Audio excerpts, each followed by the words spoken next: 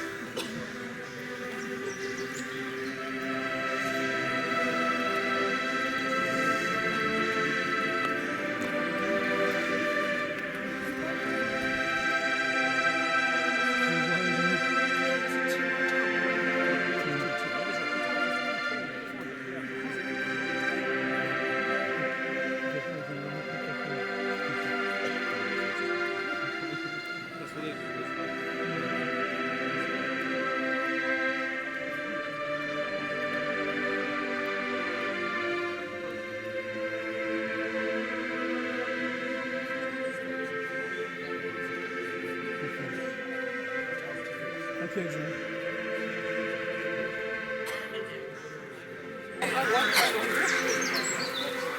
Right, James, if you just bring your proceed, so I'd ask Michael to the flag, please.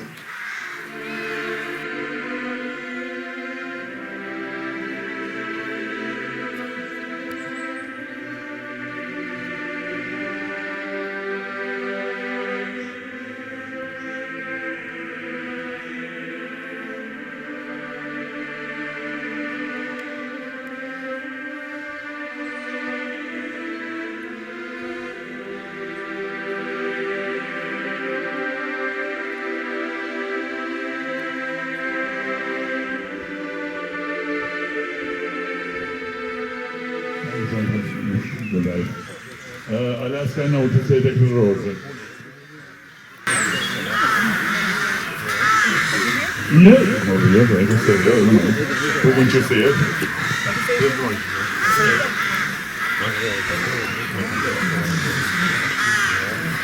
Stop your Father, our Father who art in heaven, hallowed be thy name. Thy kingdom come, thy will be done, on earth as it is in heaven.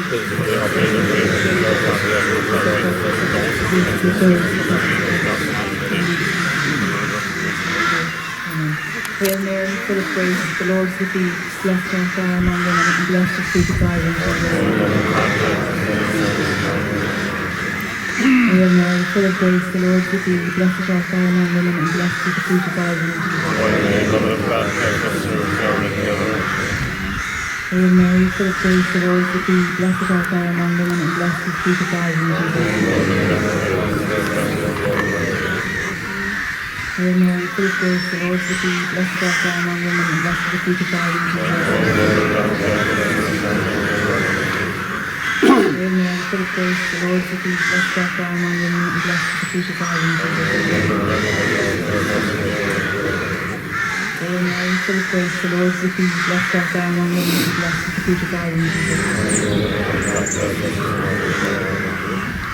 Hail Mary, full of grace, the Lord is with thee. Blessed art thou among women, and blessed is the fruit of thy womb. Hail Mary, full of grace, the Lord is with thee. Blessed art thou among women, and blessed is the fruit of thy womb. Hail Mary, full of grace, the Lord is with thee. Blessed art thou among women, and blessed is the fruit of thy womb.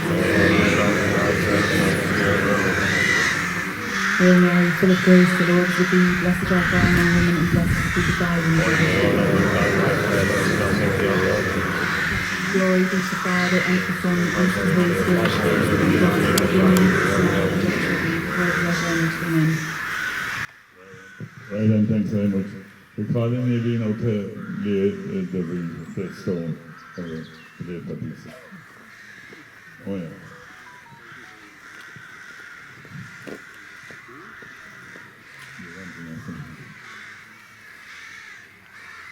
Really, the African Adverts Master is really so. For those people who know, she's a granddaughter of Kilmacsimon.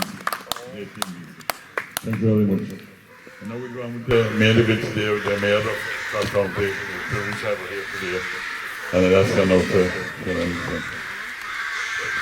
Thank you, Terry. Good afternoon, neighbours, friends, the Cords of Braille. Agus a clown Lily, the Toshik of Hall, and the Banshaw, Kilmacsimon, agus Toshik Bartram. And thank you all firstly for coming out. And my goodness, I really wasn't expecting this many on a day where there's such an important match going on. And also I'm very cognizant that you've been here before and listened to me before. And I'm going to start saying no to Jerry Deasy very soon. He's going to keep on asking me to come down here. But it is a privilege to be here as Mayor of the county to commemorate Pat Deasy and all from this locality who gave their lives in the cause of our nation. And as Mayor, as you may have seen, I have had the privilege of addressing many of these commemorations, and it is my joy as a history teacher, as a person who is so interested in history, to have done that, to have been at Clonbannon, Clonmalt. Unfortunately, as you know, I missed Crossbarry due to COVID, but please God, they're doing it today. But today is a day that I am very privileged to be here, to wear the chain of the county, as Mayor of the county, and as a local person. You know, a neighbour who knew Jerry Deasy a long time from when I was a child. So it is a privilege to be here. And sincere thanks to you all for coming out. They say it is wonderful. As I sat down again to write my oration for today, I began to think about what motivates those men and women, what motivated them at the time. And we have to go back to the beginning. And we remember them growing up here, the Deasy family here in the post office, where we just marched down to raising a family, trying to conduct their business as postmaster, postman, Jerry's grandfather, and trying to make a living, which is what we're all trying to do at the end of the day.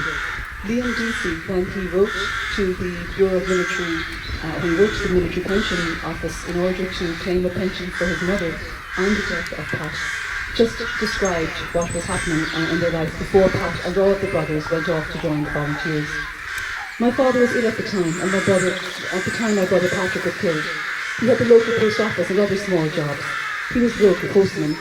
The deceased, Pat, left his work early in October 1920, and from then to the Monday before the Kilmichael Ambush, he carried on my father's duties as postman.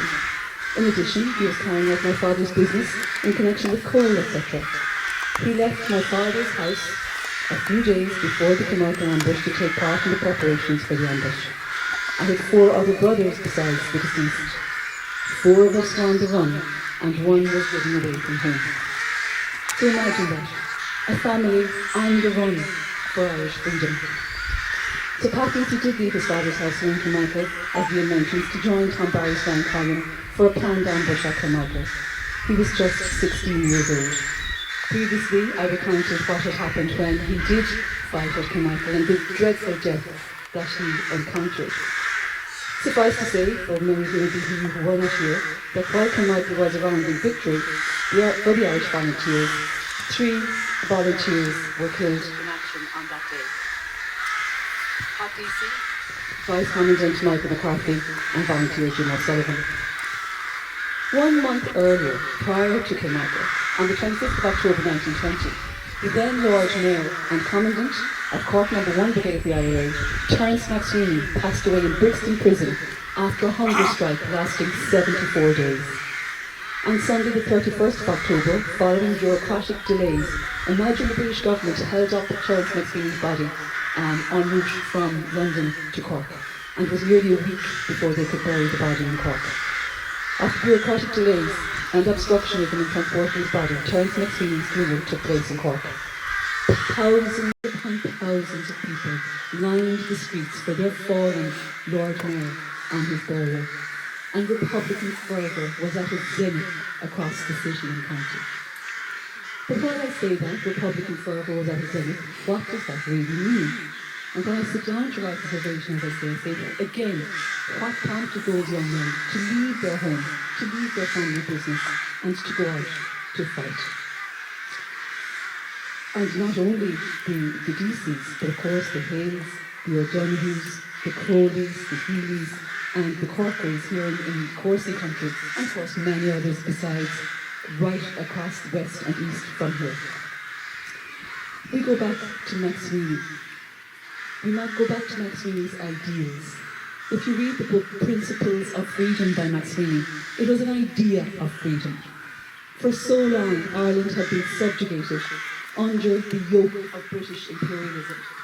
And when you read Max Sweeney, it is his articulation of the principle of freedom that then you begin to understand what motivated these young men. Max Sweeney wrote, "We stifle for self-development, individually and as a nation. If we don't go forward, we must go down." So these young men and women, many young women across this locality indeed, had this in their hearts, that Ireland could not progress unless they took up arms. The Pat Deasy, the Hales, the O'Donohues, and all of the other men and women had ambition for this country. And that really is the theme of my address today, and something I suppose I always say for particularly young people in the audience. No matter watching the match, and it's great to have a young Corsi man in the panel today, and we wish him well.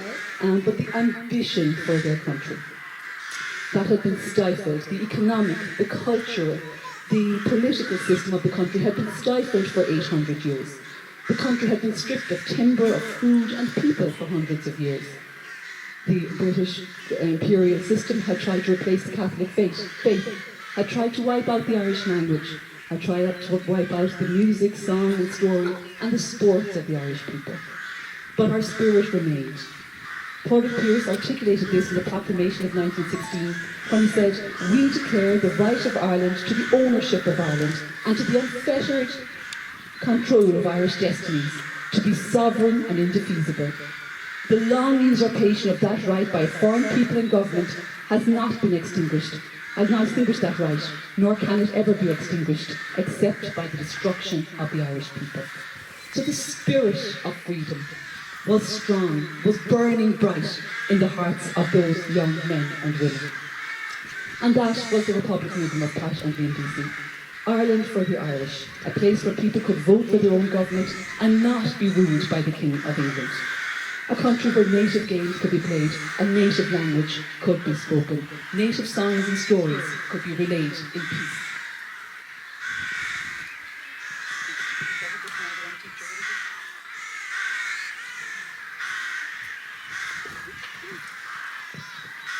Thinking about our young Sean Toomey on the field of play today and the importance of games and songs and stories.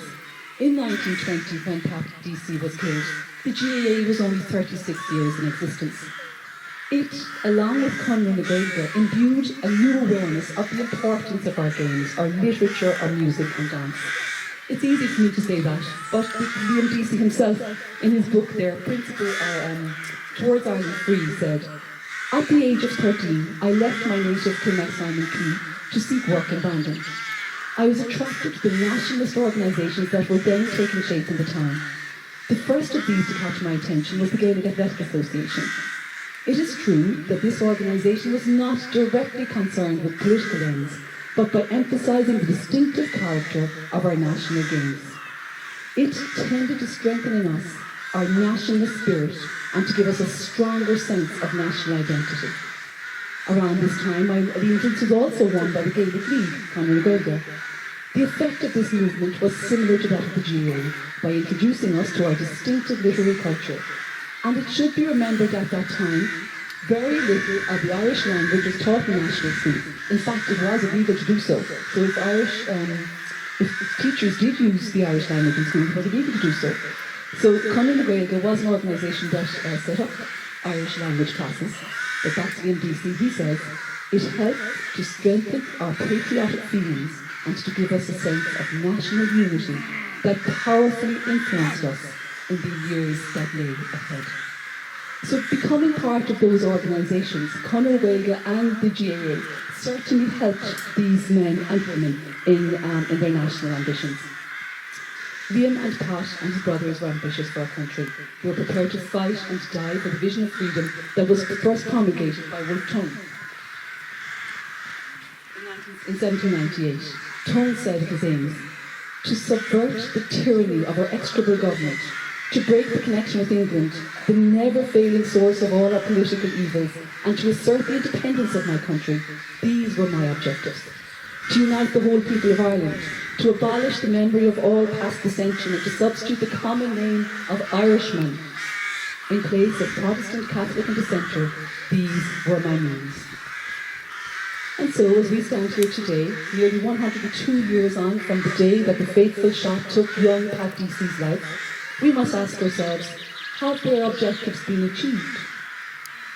I think that we must not necessarily just think about territorial republicanism when we ask ourselves that question, but we must ask ourselves about the ambition for national development, as Maxine had outlined. We are a democratic country. We have free and fair elections, a robust constitution where civil rights are protected. There is free access to education and health systems. The economy is thriving. We are respected abroad. We have our seat on the UN Security Council, temporary seat. Of course we have challenges. Housing, the war in Ukraine and the influx of refugees, along with Brexit and of course the environmental crisis that faces us. However, if we are to really assess our success as a country 100 years on, I think that we can say certainly much of the ambition of the young men and women of the revolutionary period has been achieved. In my role as Mayor of the county, I have come to a new, I suppose, understanding of republicanism. And it's an understanding, I think, that's quite akin to that of the republicanism of Pat and the MDC and the others. It's a local republicanism. It's the good that can be done in your locality. The establishment of a sports club or community centre, sporting tidy towns, meals and greens, a disability group. The people who undertake these voluntary endeavours, in my opinion, along with the historical work and all of the great community work that goes on, are the great Republicans of our era. They make our communities better places in which to live. Jerry Deasy and his late brother Finbar were integral parts of the community here in Kilmacsimon and Ballinadee. Jerry having served as a county councillor in his time and continues to do great work in the community. The late Finbar was very involved in keeping the commemorations, Crossbar and Kilmichael alive.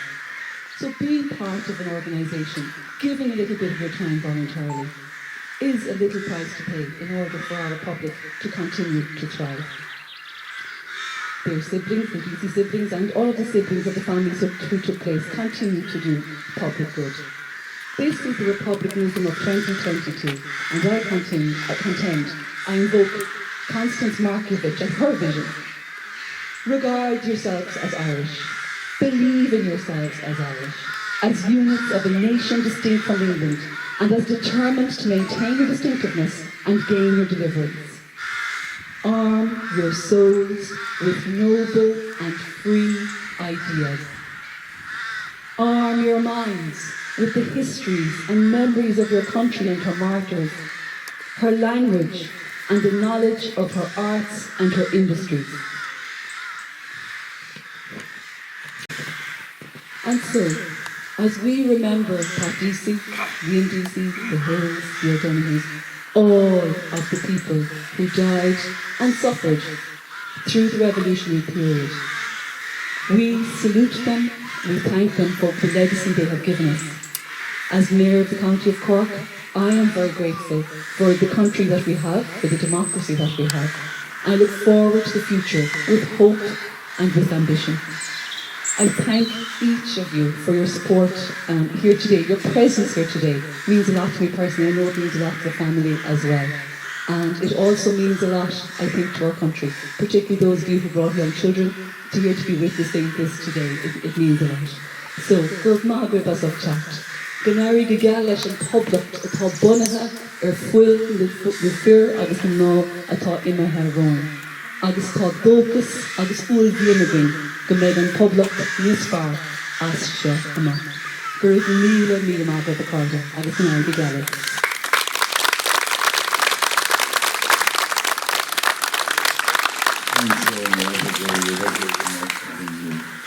I know Colin Michael Moffin and then I'm ready to give us the rise of the Michael.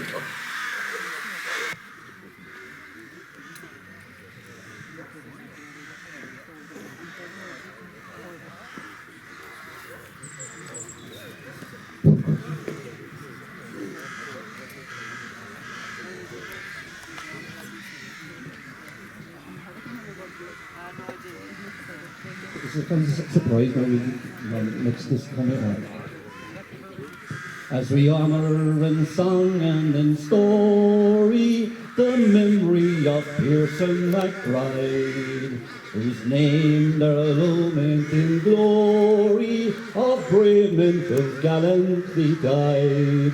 Forget not the boys of Kilmichael, those brave men so gallant and true, who fought beneath the green flag of Ireland and conquered the red, white and blue. The lives were ours before twilight and high overdone. On the 28th day of November, the cans left the town of Macroom. They were seated on two crossley tenders, which led them right into their room. They were on the road to Kilmichael, and they never expected to stall. They there met the boys of the column, who made a clear sweep of the mall. So here's to the boys of Kilmichael, those brave men so gallant and true, who fought beneath the green flag of Ireland and conquered the red, white and blue. The sun in the west it was sinking, 'twas an eve of a cold winter's day. The tans were eagerly waiting, they fell at the spot where they lay, and over the hills went the echo, the peal of the rifles and guns. The flames from the lorries gave tidings, the boys from Kilmichael has won. So here's to the boys of Kilmichael, those brave men so gallant and true, who fought beneath the green flag of Ireland and conquered the red, white and blue. The lorries were out before twilight and high over Dunmanway town. Our banners in triumph were waving to show the cans had gone down. We gathered our rifles and bayonets and soon left the glen so obscure, and we never drew rein till we halted at the faraway camp of Greenough. Forget not the boys of Kilmichael, those brave men so gallant and true, who fought beneath the green flag of Ireland and conquered the red, white and blue. Thank you. Well, David, you can thank very much for coming up.